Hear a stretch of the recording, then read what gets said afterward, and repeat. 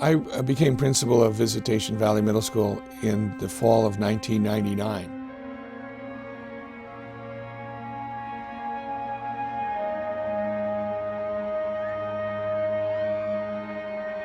My first day here, I heard noise outside. I looked out my window and there were two students tearing the gate off the hinges to get into the yard to play basketball. When I got out to the yard, I noticed there were some young students playing cops and robbers. I walked up to the young man and I said, "Hey, can I look at that for a minute?" And he said, "Sure." And he handed me his father's .45.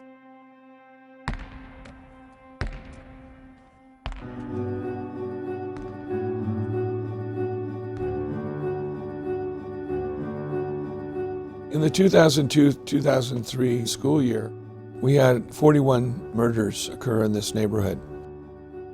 And the students at this school either were related to the persons who did the shooting, who were shot, or were present when the shooting took place. So there was a tremendous amount of stress and anxiety and fear for the students.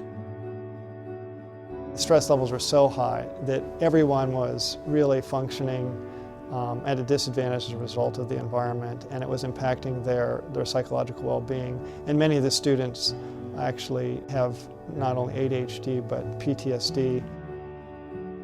Go take a ride down any barrio or ghetto in America and you hear the boom boxes, you hear the shouting, and unfortunately too many of our kids even hear gunfire.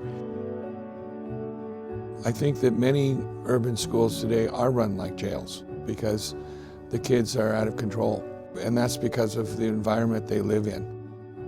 We're not running a jail here, we're running a school. The research is showing that stress is a major problem in our educational system. We can't have an effective educational system if we don't address the problem of stress. This impacts our neurophysiological functioning. In order for kids to learn and be creative, they have to feel happy and safe. So I needed to start working on the social emotional end of things. And I heard about quiet time. And we took a brave step forward into a new world of teaching our students how to meditate. Head up, eyes closed, quiet time starts now.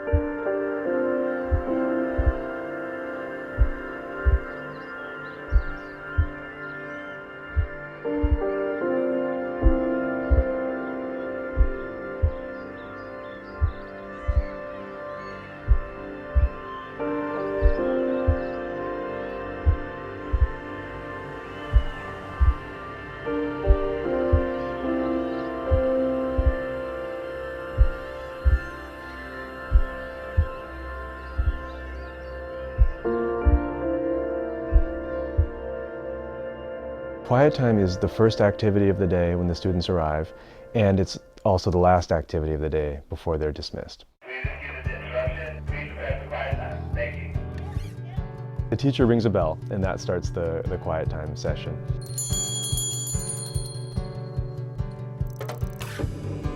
There's a 12-minute time period from when the teacher rings the first bell until the teacher rings the second bell. It's really completely silent in the room. Students are meditating.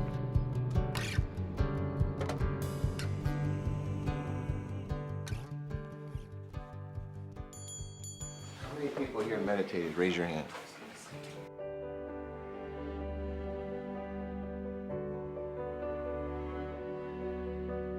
I'm Jocelyn. I am an 8th grader at Visitation Valley Middle School.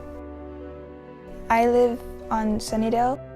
There was a day where there were people walking and then my dad heard gunshots. I felt like I couldn't move. The meditation helped me it was like a force that blocked what I just experienced.